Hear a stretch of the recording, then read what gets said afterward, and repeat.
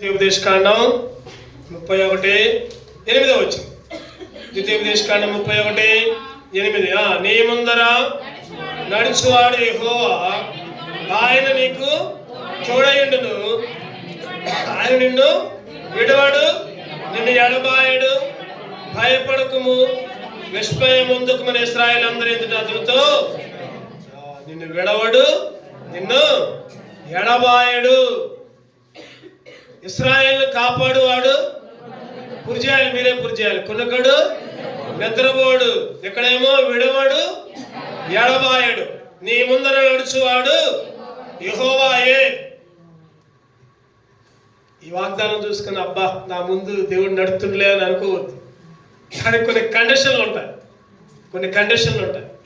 ఏదన్నా ఈ అడ్వర్టైజ్మెంట్లో ఏదన్నా ఇచ్చారనుకోండి, కింద ఒక మాట రాయబడుతుంది, ఏమనంటే కండిషన్స్ అప్లై అని రాయబడుతుంది.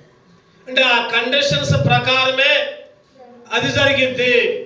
ఇక్కడ కూడా నీ ముందర నడుచువాడు యెహోవా, ఆయన నీకు తోడయుండును అని రాయబడింది. అంతటితో సంతోషం వద్దు.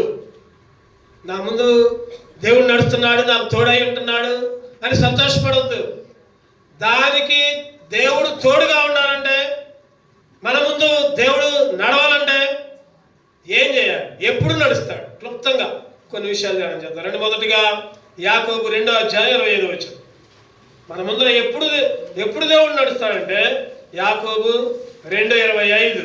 అటువలనే రాహాబును వేశ్య కూడా దూతలను చేర్చుకొని వేరొక మార్గమున వారికి వెలుపలకు పంపివేసినప్పుడు క్రియల మూలముగా నీతిమంతురాలని ఎంచబడెను కదా. ఎప్పుడు నడుస్తాడంటే దేవుడు మన ముందు, ఎప్పుడు తోడుగా ఉంటాడంటే క్రియల మూలముగా నూతన క్రియ చేయాలి. మనం చెప్పండి ఎట్లా ఉండాలంటే నూతన, పాత క్రియలన్నీ వదిలిపెట్టాలి. పాత క్రియలన్నీ, పాత పనులన్నీ, పాత ఆలోచనలన్నీ, పాత మాటలన్నీ వదిలిపెట్టి నూతన క్రియ. రాహాబు అనే వేశ్య ఒకప్పుడు వేశ్య జీవితంలో ఉండే పాత క్రియలు చేసేది. కానీ ఇప్పుడైతే క్రియల వలన, అక్కడ ఒక చక్కటి మాట రాయబడింది. ఏ మాట అంటే క్రియల మూలముగా నీతిమంతురాలని. యెషయా గ్రంథం 43:19 ఫస్ట్ చదువుకున్నాం మనం. ఇదిగో చదవండి మళ్ళీ. యెషయా గ్రంథం 43. ఇదిగో నేను ఒక నూతన క్రియ చేయొచ్చు. నూతన క్రియ చేస్తాను దేవుడు. ఈరోజు నూతన క్రియల్లో ఉండాలి, అప్పుడే ఈ వాగ్దానం నెరవేరు. పాత పనులు చేయొద్దు, పాత క్రియలు చేయొద్దు, పాత ఆలోచనలు వద్దు. ఎప్పుడు నీ ముందు నడుస్తానంటే నూతన క్రియలో ఉండు, నూతనంగా దేవుని వెంబడించు, నూతనంగా దేవుల్లో జీవించు. రెండోదిగా చూద్దారండి. ఒకటోదేమో నూతన క్రియ. ఈ నూతన సంవత్సరంలో నూతన క్రియని మనం చేసే వాళ్ళంగా ఉండాలి. ఎహెజ్కేలు 36:26 చూద్దారండి. రెండవదిగా ఎహెజ్కేలు రాహాబు గురించి ధ్యానం చేసుకుంటూ మనం ఈ వచనాలను ధ్యానం చేద్దాం. నూతన హృదయమును మీకు ఇచ్చేదను, నూతన స్వభావం మీకు కలిగి చేసేదను, రాతి గుండె మీలో నుండి తీసివేసి మాంసపు గుండెను మీకు నూతన హృదయం. చెప్పండి ఏ హృదయం అంట? నూతన స్వభావం, నూతన హృదయం, నూతన. అంతకుముందు ఏముంది? రాతి గుండె. ఇంకా మన దగ్గర చాలా మంది దగ్గర రాతి గుండె ఉంది. రాతి గుండె అంటే దాని అర్థం ఏంటంటే రాయి లోపల లేదు, కఠినమైన గుండె. ఇంకా రక్షణ పొందకుండా, ఇంకా బాప్తిసం తీసుకుని ఆత్మేమో ఇగో ఈ సంవత్సరం బాప్తిసం తీసుకోలే అని ఆత్మ అంటది. ఇందాక చెప్పుకున్నాం, ఆత్మ ఉండదు, శరీరం ఉంటుంది. ఆత్మ చెప్పే మాట శరీరం ఏందో ఒక్కోసారి ఇంకేం తీసుకుంటావు, తీసుకుంటే రోజు మందిరానికి పోవాలి, తీసుకుంటే అబద్ధాలు ఆడకూడదు. బాప్తిసం తీసుకుంటే అయ్యో నువ్వు అన్ని వ్యతిరేకమైన పనులు చేస్తావుగా, తీసుకోబాకు. ఎవరు చెప్తారు? శరీరం చెప్పి. రాతి గుండె అంటారు దాన్నే. ఆత్మేమో తీసుకో తీసుకో తీసుకో అంటుంది, శరీరం ఏమో వద్దు వద్దు వద్దు. ఈరోజు నూతన సంవత్సరంలో రెండవదిగా దేవుడు మన ముందు ఎప్పుడు నడుస్తాడు అంటే, దేవుడు మనతో తోడుగా ఎప్పుడు ఉంటాడంటే నూతన హృదయం రావాలి, నూతన స్వభావం రావాలి. ఒకప్పుడు రాహాబు జీవితం యెహోషువ 2:1 ప్రకారం వేగు వాళ్ళను ఆహ్వానించింది. వేగు దూతలు వస్తే వాళ్ళని ఆహ్వానించింది, దాచింది. అప్పచెప్పలా, వాళ్ళని దాచి తర్వాత బయటికి పంపించింది. అయ్యా ఖచ్చితంగా ఈ ఎరుకో పట్టణాన్ని మీకు దేవుడు ఇస్తాడయ్యా, అటువంటిప్పుడు మమ్మల్ని, మా కుటుంబాన్ని, మా బంధువుల్ని కూడా కాపాడయ్యా, ఎర్రని కిటికీ కట్టుకుంటాం. అంతకుముందు ఎవరెవరినో ఆహ్వానించారు. చెప్పండి, అంతకుముందు వేశ్యా జీవితం అంటే, వేశ్యా బ్రతుకంటే అందరికి స్థానం. కానీ ఇప్పుడైతే ఆ హృదయం మారింది, ఆ స్వభావం మారింది, నూతన స్వభావం, నూతన హృదయం వచ్చింది. రెండవదిగా ఈరోజు నీకు నాకు కూడా నూతన హృదయం రావాలి. ఇంకేం రావాలి చెప్పండి? నూతన స్వభావం రావాలి, నూతన గుండె రావాలి. ఒకసారి అంట ఒక వ్యక్తి అంట పందిని తీసుకొని పోతున్నాడంట. పందికి చక్కగా స్నానం చేయించాడు, సెంటు పెట్టాడంట. ఓ ఖరీదైన సోపు స్నానం చేసి ఒక బంగారపు చైన్ తగిలించుకొని తీసుకొని పోతున్నాడు.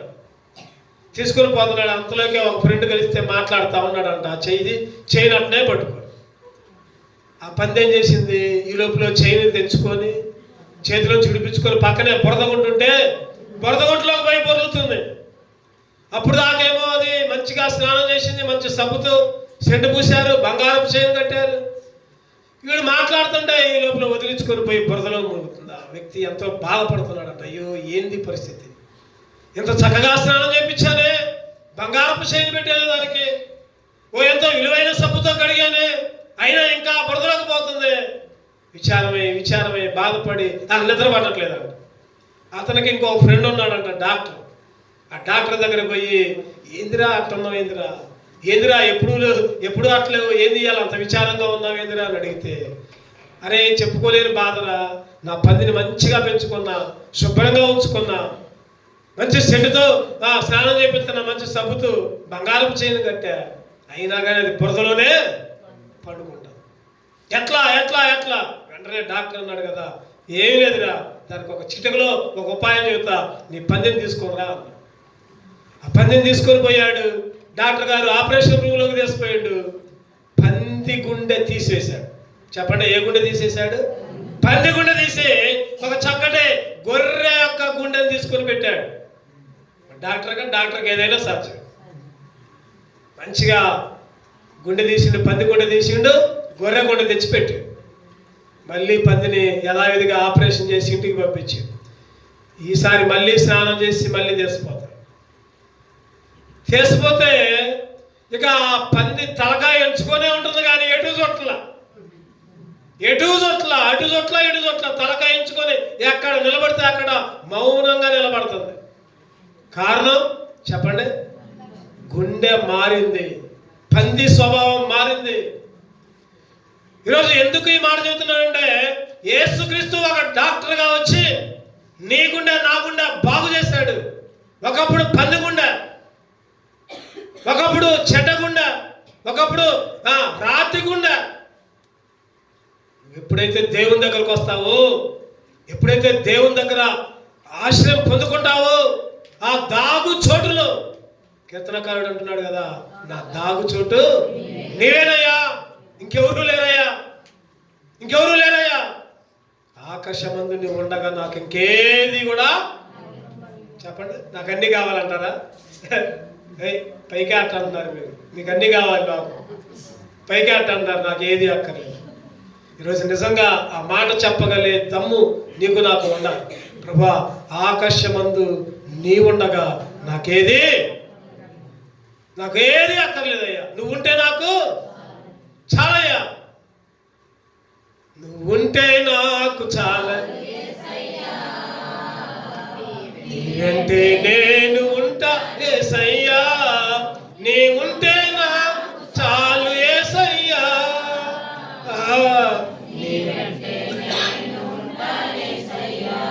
నీ తోడు చాలయ్యా, నీ మాట చాలయ్యా, నీ చూపు చాలయ్యా.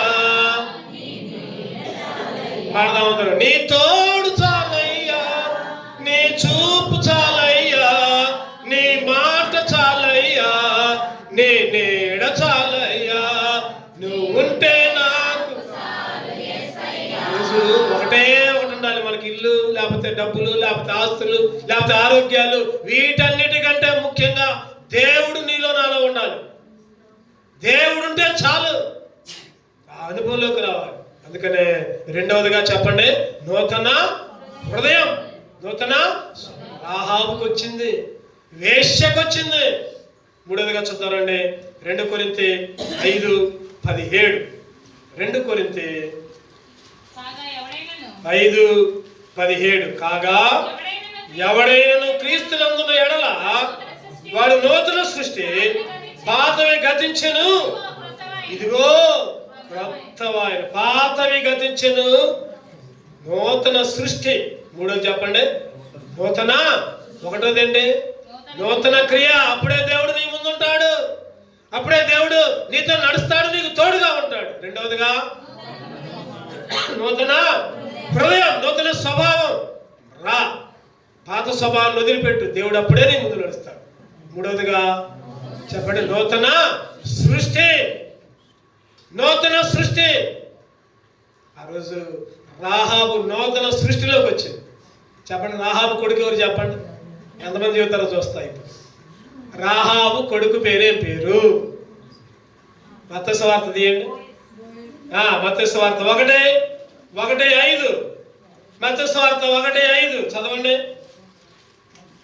మత్తయి సువార్త 1. నయస్సోను షల్మానును కనెను, షల్మాను రాహాబునందు బోయజును కనెను, బోయజు రూతునందు.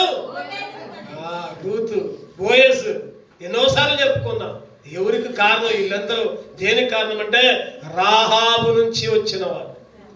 అంతకుముందు రాహాబు సృష్టి వేరే, రాహాబు జీవితం వేరే. దేవుడు రాహాబుని నూతన సృష్టిలోకి తీసుకొని వచ్చాడు. నూతన సృష్టి. యేసు క్రీస్తు వంశావళిలోకి రాహాబు తీసుకొని రాబడింది. ఈరోజు నువ్వు నేను కూడా నూతన సృష్టిలోకి రావాలి, నూతన సృష్టి అనే అనుభవంలోకి రావాలి. 4వదిగా చూద్దామండి, యెహోషువ 2:21. యెహోషువ 2:21. యెహోషువ 2:21. అందుకు ఆమె నీ మాట చొప్పున జరుగును గాక అని చెప్పి వారిని వెళ్ళనంపెను. వారు వెళ్ళిన తరువాత ఆమె తొగరు దారమును కిటికీకి కట్టింది. ఎందుకు కట్టింది చెప్పండి? ఎందుకు ఆ తొగరు దారాన్ని కట్టింది? ఎందుకంటే ఒక నిరీక్షణ ఉంది. రాహాబుకి ఒక నిరీక్షణ. ఈ దారం కట్టుకుంటే చాలు, నా ఇల్లు ఏం కాదు, నాకే నష్టం రాదు. ఎర్రదారం.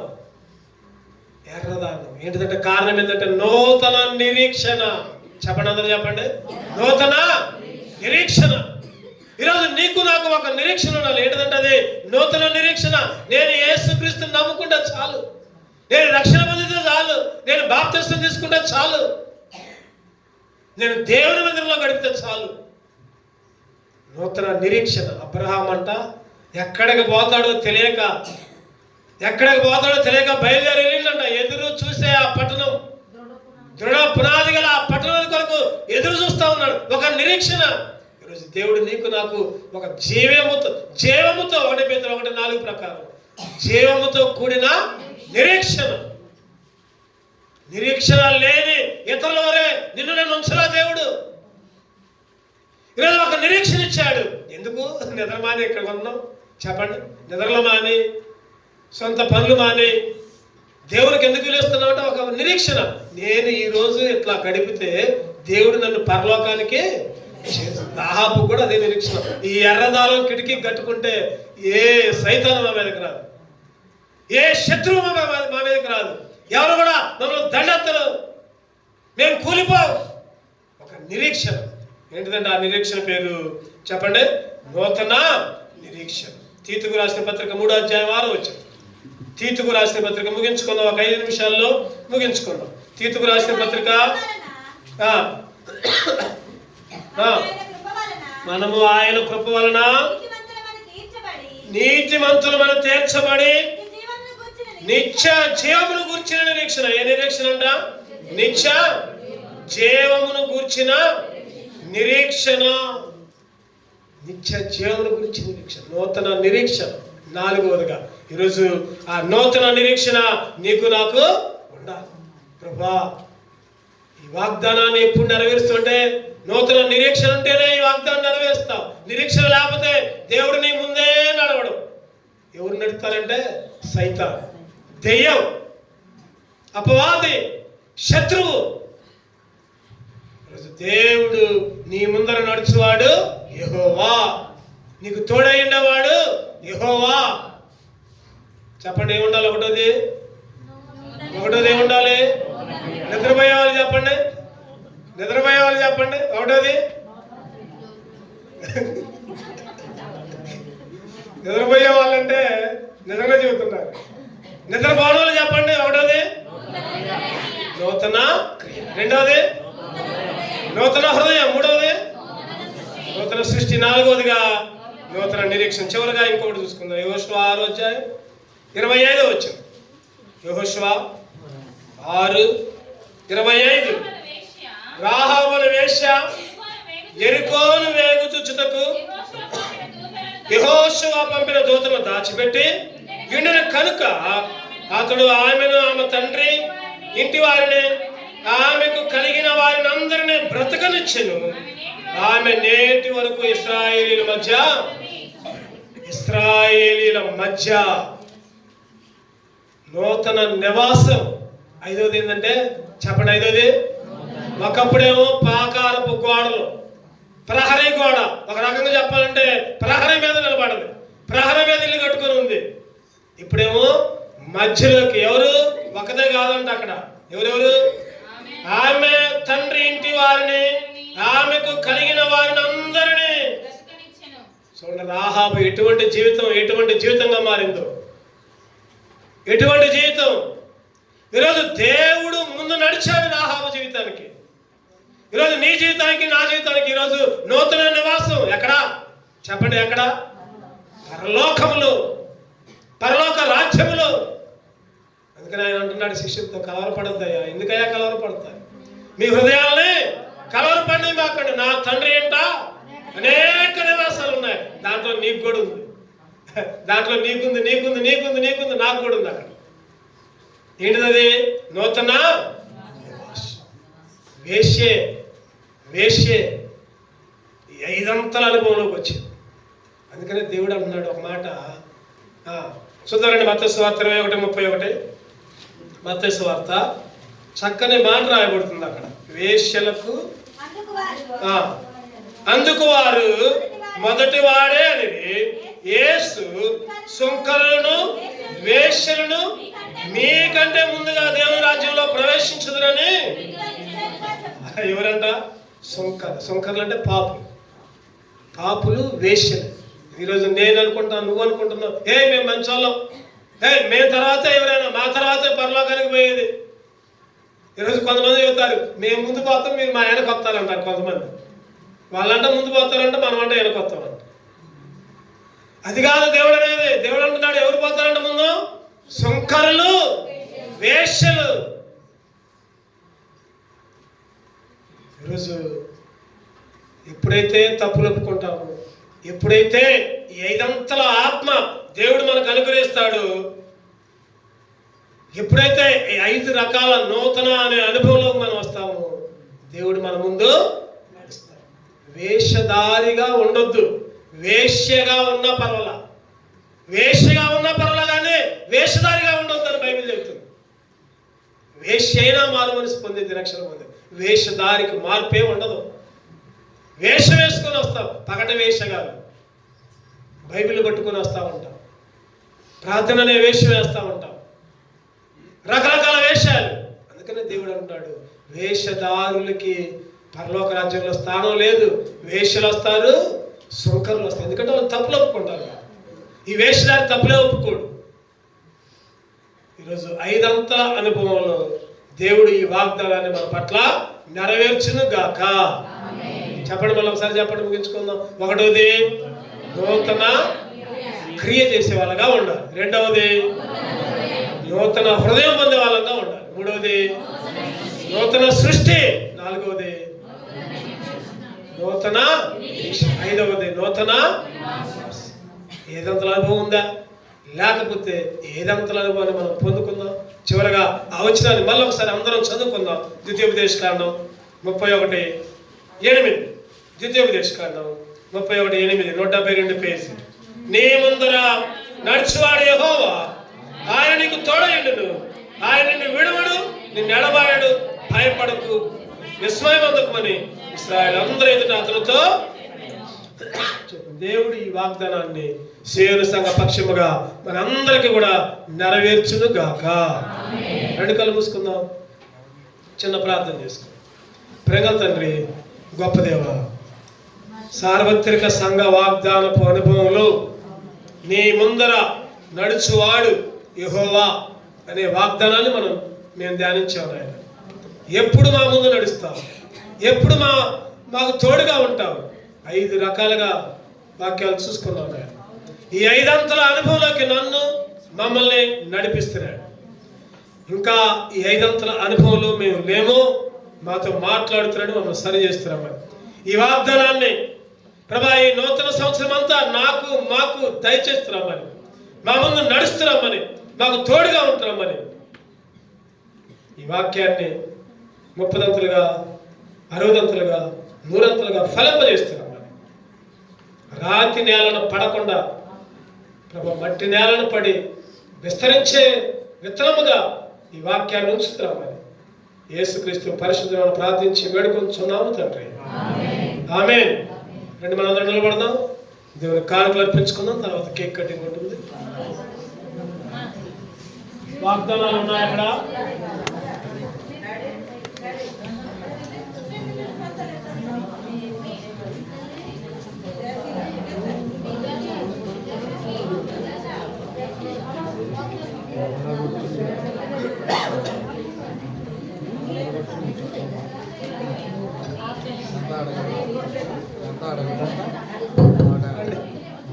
చివరిగా ఒక పాట పాడుకుంటూ దేవుని కానుకలు అర్పించుకుందాం.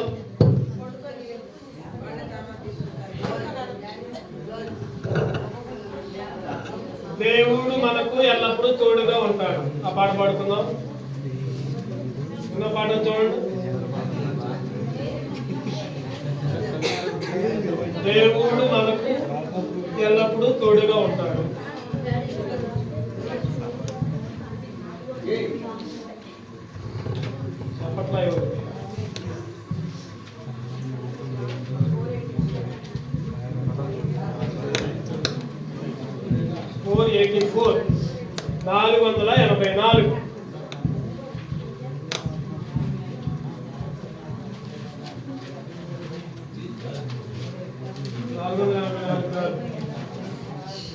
పాత పుస్తకంలో దేవుడు మీకు ఎల్లప్పుడూ తోడుగా ఉంటాడు.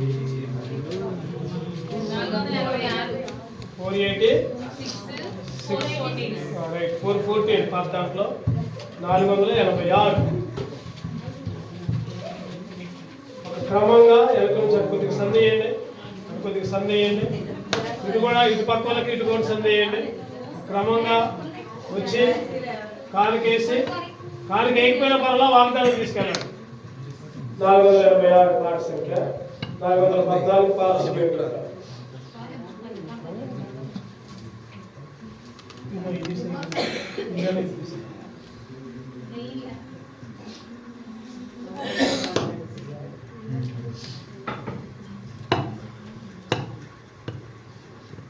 దేవుడు మనకు ఎల్లప్పుడూ, దేవుడు మనకు ఎల్లప్పుడూ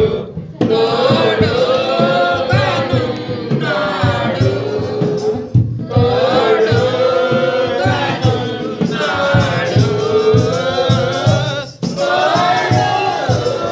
తోడుగానున్నాడు. దేవుడు